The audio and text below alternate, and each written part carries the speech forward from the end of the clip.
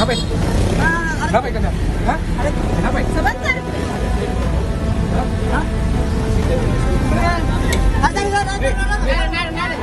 Inilah video yang sempat viral di media sosial saat salah satu keluarga yang terjaring razia hendak dibawa ke kantor dinas sosial. Seorang lelaki mendekat ke mobil dan berusaha naik sementara petugas melarang.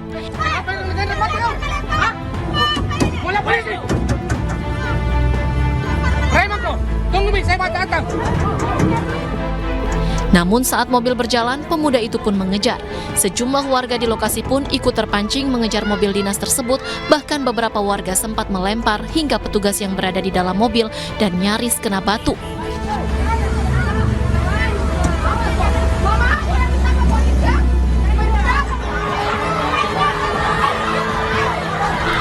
Kericuhan berlanjut saat orang tua yang anaknya terjaring sempat emosi dan memanjat pagar. Mencegah aksi anarkis, pihak dinas sosial melalui Kepala Dinas Kota Makassar akhirnya melepaskan anak tersebut dengan membuat perjanjian di atas kertas bahwa tidak akan melakukan aksi mengemis di jalan lagi. Pihak dinas sosial juga menyita 13 baju badut dari razia ini. Jadi jumlah personil yang turun penertiban kemarin itu ada sekitar 40 orang dan menyisir ruas-ruas jalan yang memang terindikasi banyak anak jalanan di Kota Makassar, di mana kita ketahui bahwa badut-badut yang ada di sepanjang jalan Kota Makassar sudah sangat meresahkan warga masyarakat. Dinas Sosial meminta kepada warga, khususnya pengendara, untuk tidak memberi uang kepada pengemis badut yang ada di jalan. Aksi mengemis ini memberi dampak buruk pada anak seperti sekolah terbengkalai, juga menjadi contoh yang tidak baik bagi anak lain. Dari Kota Makassar, Sulawesi Selatan, Muhammad Nurbone, iNews melaporkan. Halo, selamat sore pemirsa. Demikian tadi berita pilihan iNews sore bersama saya Aprilia Putri. Pemirsa, longsor susulan kembali terjadi di Jembatan Cikeretek, Kabupaten Bogor, Jawa Barat. Akibatnya Jalan Raya Bogor menuju Sukabumi terpaksa ditutup sementara.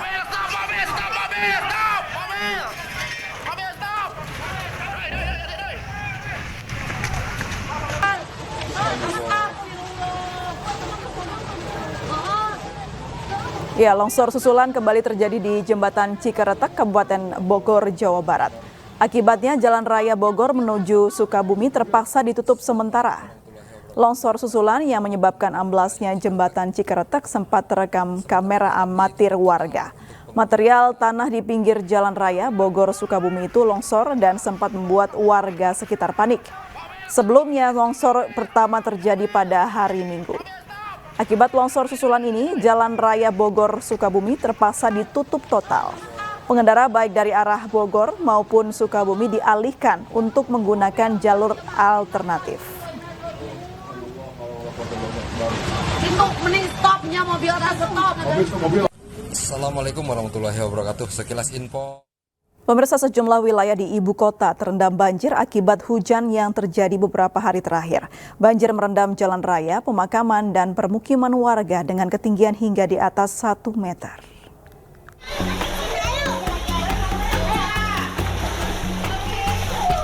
Beginilah kondisi banjir yang merendam puluhan rumah di RW 4 dan RW 5 Kelurahan Kampung Melayu, Kecamatan Jatinegara, Jakarta Timur, Senin siang. Sejumlah warga terpaksa beraktivitas di tengah banjir yang mencapai ketinggian di atas 1,5 meter. Sejak pagi tercatat sudah ada 5 warga lansia dan bayi yang dievakuasi ke kantor Kelurahan Kampung Melayu. Namun mayoritas warga memilih tetap bertahan di lantai 2 rumah mereka. Banjir diketahui terjadi akibat meluapnya Kali Ciliwung karena air kiriman dari Bogor. Dia dari kemarin sore ya, jam pukul 5 sore itu ketinggian sangat 175 cm. Ini banjirnya karena apa sih, Pak? Kiriman. Air kiriman lagi. Oh, dari jam berapa nih mulai naik, Pak? Kemarin pukul 5 sore kemarin. Dari 5 sore kemarin. Ya. Ini kalau kayak gini berarti semakin tinggi atau semakin surut, Pak? Tinggi kayaknya. Selain permukiman warga, banjir juga merendam ratusan makam di tempat pemakaman umum Tanah Kusir, Kebayoran Lama, Jakarta Selatan. Banjir terjadi akibat curah hujan dan diperparah dengan letak makam yang rendah, serta drainase yang buruk. Menurut petugas pemakaman, banjir sudah biasa terjadi jika hujan deras tiba. sih baru hari ini yang kena airnya, Pak. Kena air karena hujan atau gimana, Pak? Karena hujan. Karena hujan. Terus juga surut lagi sih, Pak. Ntar dia bisa surut itu. Surut. Itu pada hancur gitu makamnya gitu ya? Ya kena itu mah udah lama yang udah hancur, Pak. Tapi memang kalau tiap hujan kerap terendam sini ya? Ya kalau lagi hujannya deras. Kayak semalam. Deras, masih ya. Sementara itu hujan deras sejak semalam hingga pagi tadi membuat Jalan Patra Duri Kepa, Kebonjeruk Jakarta Barat juga banjir hingga 30 cm. Selain intensitas hujan tinggi, luapan kali Anak Sekretaris juga menjadi akibat dari banjir ini. Aktivitas warga pun terganggu. Kendaraan bermotor harus antri saat menerobos banjir. Warga berharap pemerintah Kota Jakarta Barat melakukan upaya untuk menanggulangi banjir ini agar banjir tak lagi melanda kawasan ini. Dari Jakarta, Tim Liputan iNews melaporkan. Dan pemirsa, untuk mengetahui situasi terkini di banjir di wilayah Kebonpala, Jakarta Timur, kami telah terhubung dengan rekan Galuh Pandu. Selamat sore Galuh. Galuh, seperti apa kondisi banjir di sana? Apakah sudah berangsur turun? Ya, April dan pemirsa, saat ini saya berada di Kebonpala, Kelurahan Kampung Melayu, Jakarta Timur, dan banjir yang terjadi sejak tadi malam sampai sore hari ini belum juga surut. Tapi kenaikan atau ketinggian air sempat mencapai di 175 cm, tapi sore hari ini sudah mulai surut sedikit di 150 cm dan alih-alih sebagai musibah begitu ya. Anak-anak di sini justru memanfaatkan banjir yang di sini untuk bermain air, dan informasi yang kami dapatkan bahwa ada dua kepala keluarga atau dua keluarga yang mengungsi di Kelurahan Kampung Melayu untuk bisa melakukan aktivitas seperti biasanya, dan sejumlah warga yang lain, yakni ada sekitar 54 rumah yang terdampak di RT 13 dan 35 rumah yang terdampak di RT 11 tidak mengungsi begitu ya, karena mereka bisa melakukan aktivitas di lantai 2. Warga lebih memilih untuk melakukan aktivitas di lantai 2 daripada mengungsi. Tapi informasi yang dapat kami sampaikan bahwa ada dua keluarga yang mengungsi di Kelurahan Kampung Melayu. Dan tadi saya juga sempat berbincang dengan salah satu korban terdampak dari banjir ini, yaitu Bu Jajo, yang menyampaikan bahwa sampai saat ini mereka belum mendapatkan bantuan apapun, baik dari PMI ataupun instansi-instansi terkait maupun dari pemerintah, dan mereka berharap banjir ini cepat surut dan juga mendapatkan bantuan dari pihak-pihak terkait. Dan masih belum diketahui kapan banjir ini akan surut, tapi berdasarkan pengalaman yang pernah terjadi, apabila banjir terjadi pada pagi hari, biasanya sore hari sudah surut. Tapi di case atau di kasus yang kali ini banjir belum juga surut dari pagi tadi sampai sore hari ini. Dan memang tadi ada beberapa bantuan begitu ya dari PPSU Kecamatan Kelurahan Kampung Melayu untuk bisa memberikan bantuan atau pemantauan seperti itu. Namun belum ada yang signifikan untuk bisa membantu untuk menyurutkan banjir yang ada di sini. Sementara itu yang dapat kami informasikan dari Jakarta, kembali ke Anda, April. Baik, Galuh, adakah informasi berapa orang yang sudah mengungsi dan seperti apa kebutuhan untuk para pengungsi? Ya, ada dua kepala keluarga yang mengungsi, artinya ada dua keluarga yang mengungsi dan sekarang mereka ditempatkan di Kelurahan Kampung Melayu. Sementara itu kebutuhan yang dibutuhkan yang pasti adalah kebutuhan sehari-hari gitu ya, seperti makanan, minuman, kemudian alas untuk tidur, selimut, dan hal-hal yang dibutuhkan untuk kebutuhan sehari-hari. Seperti itu, April. Baik, terima kasih Galuh Pandu. Selamat bertugas kembali.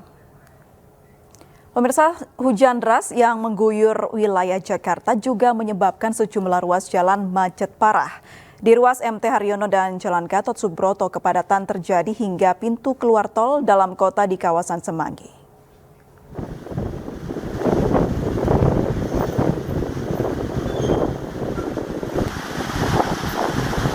Kemacetan yang biasa terjadi di jalan-jalan protokol ibu kota pagi tadi terpantau semakin parah pasca Jakarta diguyur hujan deras sejak Minggu malam. Diduga banyak pekerja yang memilih menggunakan mobil menuju tempat kerja karena kondisi cuaca yang kurang baik. Kepadatan terjadi di antaranya di ruas Jalan MT Haryono dan Gatot Subroto, serta jalan tol dalam kota mengarah ke Semanggi. Antrian panjang kendaraan mencapai lebih dari 3 km. Kemacetan diperparah oleh kondisi jalan yang basah usai diguyur hujan, sehingga para pengendara harus memperlambat laju kendaraannya.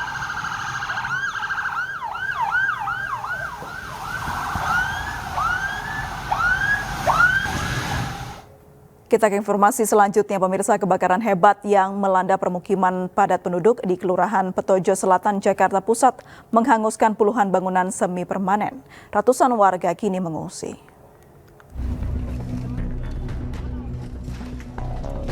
Sejumlah warga mencari barang-barang yang tersisa dari kebakaran hebat yang melanda permukiman padat penduduk di Jalan Muis, Kelurahan Petojo Selatan, Tanah Abang, Jakarta. Pasca kebakaran, kini permukiman warga sudah rata dengan tanah. Berdasarkan informasi, tercatat 87 rumah hangus terbakar dan 113 kepala keluarga terdampak kebakaran. Wali Kota Jakarta Pusat, Dani Sukma, datang menyambangi lokasi dan memberikan bantuan kepada masyarakat. Sementara korban kebakaran kini sudah tersebar di 5 titik lokasi pengungsian. Kemudian ada 113 kakak dan jumlah jiwanya ada 340-an jiwa berdasarkan hasil pendataan. Jadi pada hari ini kita mau memastikan ternyata memang area terdampak ini sudah rata, ya, sudah dirapikan. Untuk kita ambil mungkin ada barang-barang yang berharga di sini sambil kita lihat pengungsian ada di kantor kelurahan. Sebelumnya kebakaran menghanguskan bangunan semi permanen di Kelurahan Petojo Selatan, Tanah Abang, Jakarta Minggu sore. Kencangnya tiupan angin serta kondisi rumah yang semi permanen membuat api dengan cepat membesar.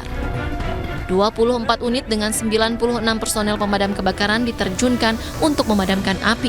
Akses jalan yang sempit serta banyaknya bangunan yang terbakar menyulitkan proses pemadaman. Api baru berhasil dipadamkan setelah 3 jam kemudian. Tim Liputan iNews. Kita beralih ke informasi lain. Pemirsa, Barada Richard Eliezer hari ini resmi dipindahkan dari Rutan Bareskrim Mabes Polri ke Lembaga Pemasyarakatan Salemba, Jakarta Pusat. Eliezer dibawa menggunakan mobil tahanan Kejaksaan Negeri Jakarta Selatan dan diiringi oleh mobil dari pihak LPSK. Selain mendapatkan pengawalan ketat dari polisi selama proses pemindahan, Eliezer juga tetap mendapatkan pendampingan dari pihak LPSK. Pemindahan Eliezer ini dalam rangka menjalani eksekusi atas putusan Majelis Hakim Pengadilan Negeri Jakarta Selatan yang menjatuhkan vonis pidana penjara selama 1 tahun 6 bulan. Sejumlah pendukung Eliezer pun ikut datang untuk menyaksikan kedatangan Eliezer di Lapas Salemba.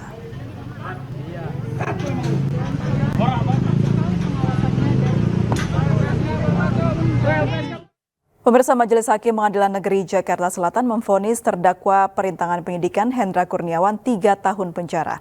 Mendengar vonis ini, anak Hendra menangis haru.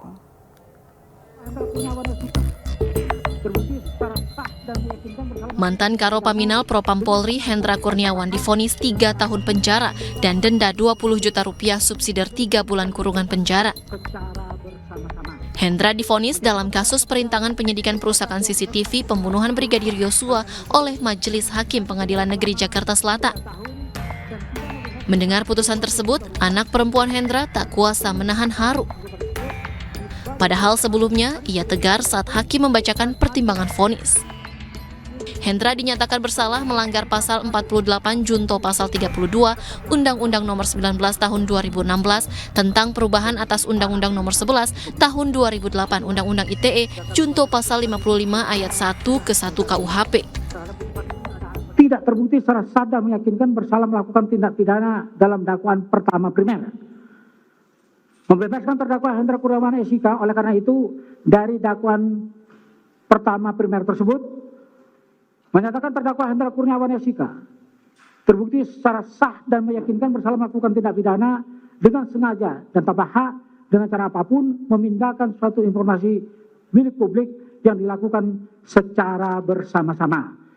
Menjatuhkan pidana kepada terdakwa Hendra Kurniawan SIK. Oleh karena itu, dengan pidana penjara selama 3 tahun dan pidana denda sebesar 20 juta rupiah dengan ketentuan bila pidana denda tersebut tidak dibayar maka harus diganti dengan pidana kurungan selama 3 bulan. Menetapkan masa penangkapan dan penahanan yang telah dijalani terdakwa dikurangkan seluruhnya dari pidana yang dijatuhkan tersebut. Menetapkan terdakwa tetap berada dalam tahanan. Tim Liputan iNews melaporkan.